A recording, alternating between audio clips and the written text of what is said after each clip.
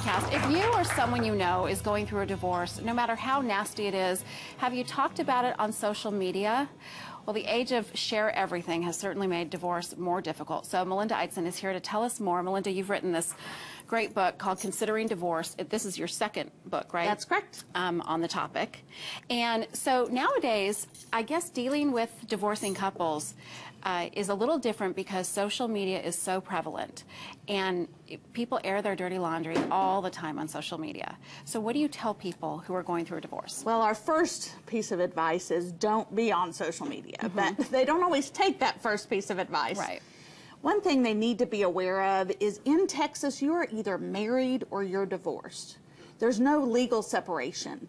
Really? So, right. But some states have a legal separation. That's correct. So what does that mean? What are you allowed to do? What are you not allowed to do when you're in this state of separation in Texas? So because we have no legal separation, adultery is adultery up to the day that you're divorced.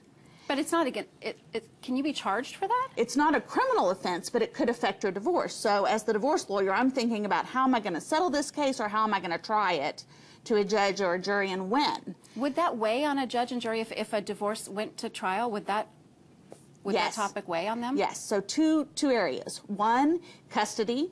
So if you're having a big custody fight, if it looks like you're spending a lot more time and energy and focus on this new love than on raising your kids, that can be a problem. And it's also a factor in the division of the estate. So we have a laundry list of reasons that we do something different than a 50-50 division, and adultery is one of them. Really? And third, it really makes it harder to settle your case if you're having an affair. So it drags on longer? Oh, it drags on longer, it's more expensive, you're paying me more money, which is good for me, but bad for you. And I tell my clients, look, you can put your kids through college or my kids through college, it's better to put your kids through college. Even if the couple has an agreement, like we've been separated for this long until the divorce is final, you're seeing people, I'm seeing people, even if there's like a verbal agreement between them, it can still get nasty? I think if it's a real agreement that they're both willing to keep, then that's going to be fine because that's going to turn into a settled case and they can consider their agreement. But sometimes people think they have an agreement and then the other side says, I didn't agree to that. Exactly.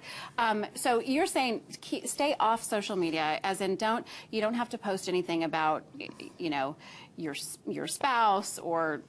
It's a time to go silent. And what happens is, even if you're not posting, even if the person divorcing isn't posting, they can't control what other people post. Right. So we've had cases where the new girlfriend is the one posting, and she's posting pictures of her and the guy together. She's posting pictures of her with their children. Oh. That's really offensive. And sometimes it's not even my client, if I'm representing the wife in that instance, that finds it, it's her girlfriend's. Because they're all over there. What about if you reverse that and you have a couple that is divorcing and maybe one of them is kind of hanging on a little bit more and starts posting pictures on Facebook of like them as a happy couple? Is that something that you've had happen with any of your couples? Where the other one's going, why are you doing that? Why are you posting these pictures of us as a happy couple when we're clearly not? We're getting a divorce. I do think sometimes people are in denial and that plays out in social media, and it's best if the other person just ignores it. It's not really hurting anything. It's a strange communication. It's probably embarrassing more than anything. Right, but best to just ignore it. Yeah, ignore it. If they are communicating effectively at all, or if they do have help in their case with a counselor that maybe is doing some divorce counseling, then in that setting they could say, why don't we both agree we're not going to be on social media? Yeah. So that's really the bottom line. It's just, there are all sorts of rules about how you should act on social media during a divorce, but the best thing I think you said is just stay off it. And for your kids, if not for yourself, think about your children. It's going to be embarrassing to them, and it will come around where they'll find out because their friends' parents might be getting that social media. Right. Well, thank you for sharing these tips. And of course, you talk about social media in your book and a multitude of other things that are really helpful to couples who are going through this difficult time and ways to make it more amicable and not such a difficult thing. That's the goal. That's the goal. All right, Melinda, thank you. You can get more from Melinda by going to thebroadcasttv.com. Just click on today's links real quickly. Where can people get your book?